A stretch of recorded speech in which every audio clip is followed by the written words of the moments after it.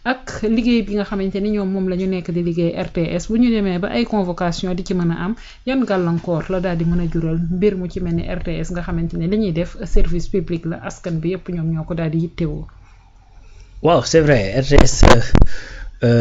man jàpp naa ne c'est regrettable parce que jàpp naa ne wax dëgg yàlla waruñu woon a yegg ci ay plainte ak ay dem ci wàllu yoon ak yu ni mel. Personnalité yi aussi da ci jouer parce que ku ne xam na ni Pape Alé Niang c'est quelque chose qui c'est quelqu'un qui se laisse pas faire c'est quelqu'un d'assez bagarreur su ma ko mënee waxee noonu boo jàkkaarloo nag ay syndicalistes parce que syndicat moom aussi naturellement c'est des gens qui sont bagarreurs aussi donc ku weddi laaj le premier ministre donc syndicat moom la ADN bi demee noonu c'est tout le temps des confrontations ay kii yu demee noonu mais c'est vraiment regrettable léegi nag dafa am loo xamante ne aussi xam nga nit du fajal boppam. déedéet waaw am na loo xamante ne boo demee ba ñu yegg ci tamit nga jàpp ne dañoo jéggi yenn limites yeeg yu ni mel donc normal na pour seetal sa der nga dem yóbbu ko fa nga xamante ne moom lañ ko war a mais encore une fois pour man loolu dafa war a nekk loo xamante ni ay dernier recours la mooy dem nañoo dem ba nga xamante ni daal mënuñoo waxtaanee ti dara te jàpp ma ne RTS war naa mën a toll foofu parce que RTS bokk moomeel la c'est vrai Pape Alé Niang lañ ko dénk. am na ñu mu fa fekk ñu am nañu toogee woon peut-être am yoo xamante ni ay avantages yu ñu amoon ak ñoom seen xam nga nit moom génne ko ci zone de confort am yenn saa yi du yomb. Et que souvent moo wax ni des fois gis nga des gens mën nañoo nekk dans ce qu'on appelle un système sans pour autant ñoom ci seen bopp sax ñu xam ni ils sont des éléments de ce système là. Parce que dañ lay tegal benn canevas nga nekk ci di ci dox gis ni lii mooy avantage mooy njariñ li alors que tu es en train boo xoolee de manière globale yow sa yëfi bopp rek ngay lool. Maintenant. bu yëf yi demee noonu yow ci sa bopp mën ngay xeex jàpp ne li ngay xeex c'est légitime fekk ne nekkoo ci yoon moo tax ma jàpp ne lii dafa war a nekk loo xamante ni faaw ñu waxtaanee ko parce que RTS am blocage ak yu ni mel c'est-à-dire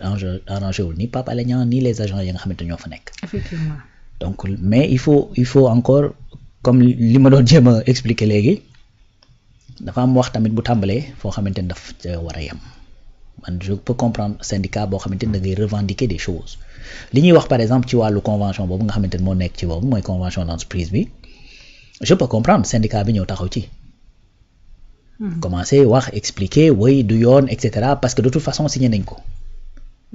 am na ay jafe-jafe niñ ko signé ñëpp xam nañ ne jaaduwul parce que après les élections nga signé convention boo xamante ni topp nañ la ci des années pour signé ko nga bañ mu nga dem ba mu leer na sa régime jóge na fi nga signé ko bàyyi ko fi loolu dëgg sa rëx la mais lu ñu signé bàyyi ko fi la.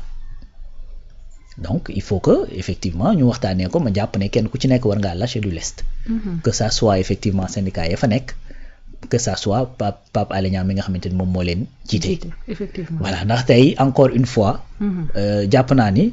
RTS bu fekkee daa xëy suba daal di taxaw wala mu nërmeelu syndicat ba la ngay kaas dootul amati sens. déedéet. waa kay. te di nga ci yéex a jot. Pape Alé yow ma ngay diriger également dootoo yor tout simplement loo diriger. déedéet. waaw moo tax consensus ak waxtaan baax il faut forcément. fa la ñuy mujjee coow li mooy bari rek mais fa la ñuy mujjee. man jàpp naa ne bu fekkee dafa dem ba yegg ci yenn extrême yi des autorités yoo xamante ni peut-être nekk nañ ci kii wala seen tutelle ak yu demee noonu war na leen mën a woo ñu toog autour d'une table. ñu lijjanti ce problème pour avancer ci une bonne fois pour toutes. Cela n'empêche pas. Et je dis pas que c'est anormal que plainte bi am parce que dafa am d'autres considérations keroog bi ñuy déglu Pape Alé Niang muy expliquer li mu wax mooy que ni su fekkee dañoo gis parce que dañ ko dafa am benn problème bu posé wu mooy affaire fan zone yi que ni y a des chèques man am na ci kenn ci ñoom ku ma ci dégg ci vidéo muy wax ne effectivement y a des chèques qui existent comprendre nga donc Pape Alé bi mu waxee loolu dafa ne attention y a des choses yu nga xamante ne nag ça dépasse effectivement une revendication tout simplement syndicale. te loolu tamit mooy dëgg. donc am na loo xamante ne boo ko dee kaas nga bàyyi effectivement ci li nga war a kaas dem ci li nga xamante ne moom la waaj a am ak ay avantages am ak ay oto am ak ñoom seen c'est-à-dire tu es en train de glisser d'un terrain syndical entreprise bi ngeen bokk à un terrain personnel. te bu fekkee yëfu personnel da cee dugg su boobaa mën naa xaw a compliqué parce que frère am bi ñuy wax naan moom lañ jox fan zone bi contrat bi et cetera yu demee noonu da koo weddi Pape Alé da koo weddi. donc frère am itam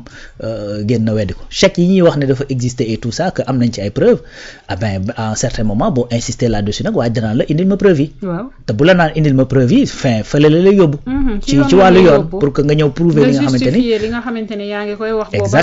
exactement parce que à un certain moment aussi xam nga dans la communication dañuy wax ne rien n'est plus important qu'une bonne réputation qui voyage vite c'est-à-dire bu ñu lay wax communication ci wàllu numérique. La communication numérique bu ñu lay wax li tax mu am solo dañ lay wax ne y a rien de mieux qu'une bonne réputation qui voyage vite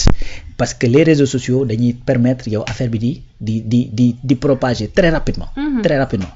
mais également il y a rien de plus mauvais qu'une mauvaise réputation qui voyage vite parce que de la même manière ni réputation bu baax bi réseaux sociaux yi di ko amplifier di ko joxe mais c'est encore pire bu dee bu bon bu dee bu bon c'est-à-dire lu bon a gën a yomb siiwal moo gën a yomb siiwal donc loolu aussi boo ci tolloo tax nga xam communication fu mu toll actuellement jamono ji fu mu toll ak affaire népotisme ak yëfi famille jël affaire yu demee noonu problème bi nga xamante ne am na ko fii ci réew mi ndax régime bi fi jógee ben yu mel noonu bu ñu ko jëlee bëgg koo teg ci sa der da ngay diriger kër gu mel ni RTS c'est normal que nga réagir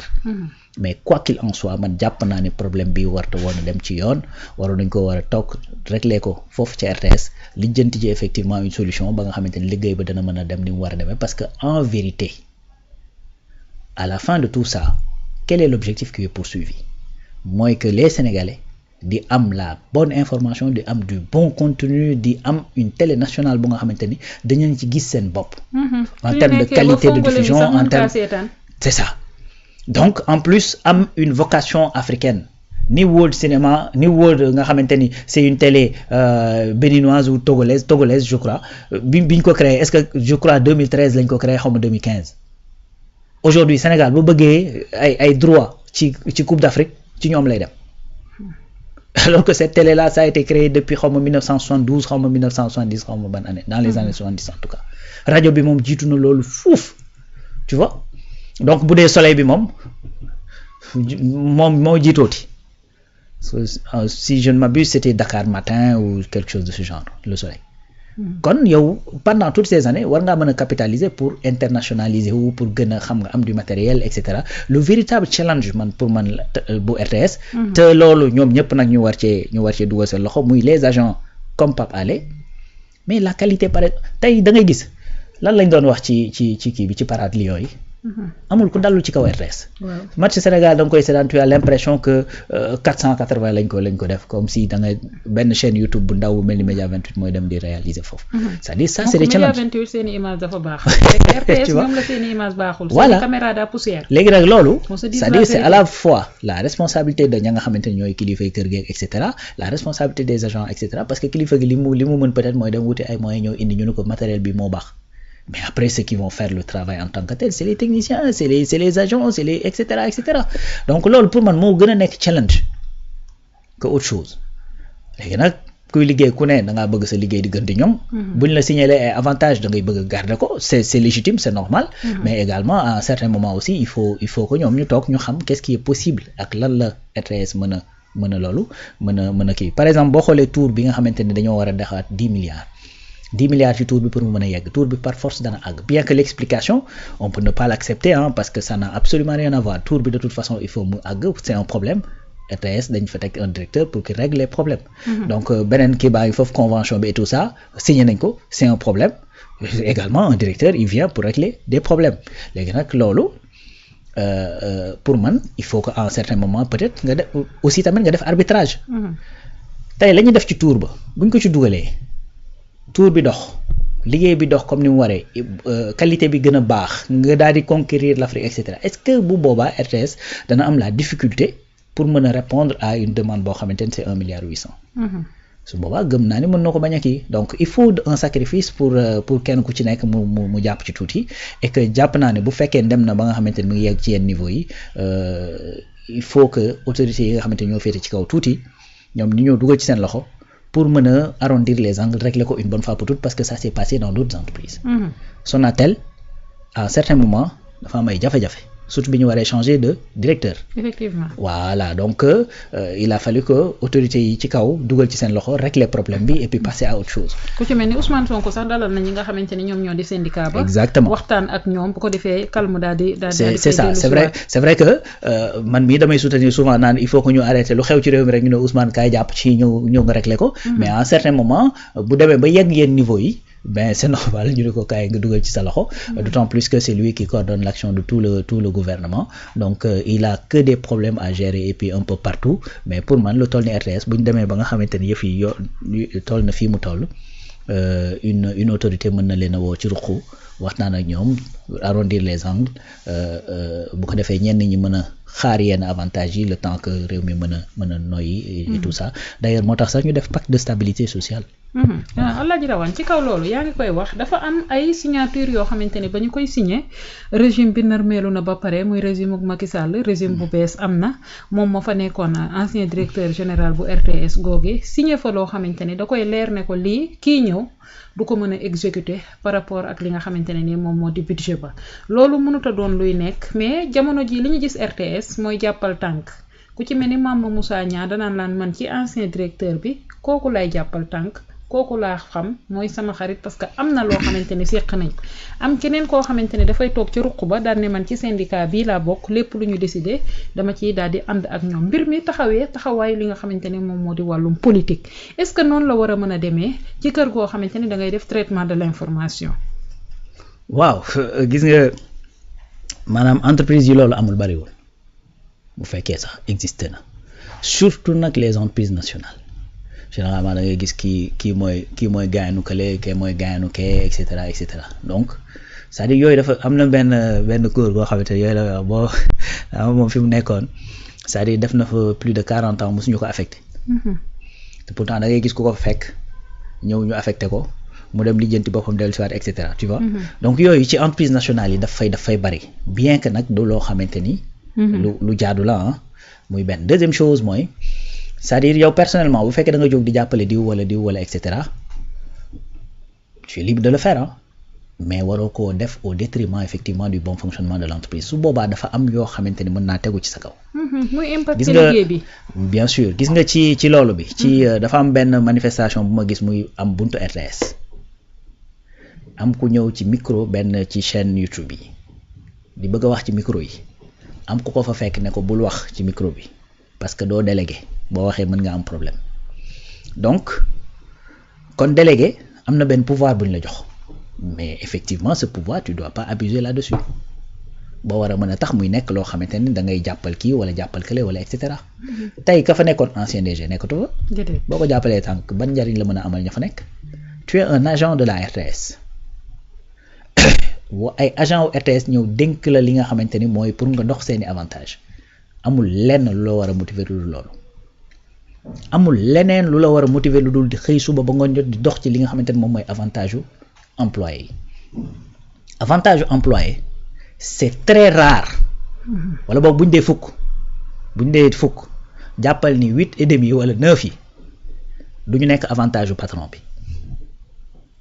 d'ailleurs moo tax souvent boo gisee syndicat ñenn ñi di ko bañ ci biir yenn entreprise yi wala bu fa amee souvent muy indi ay problème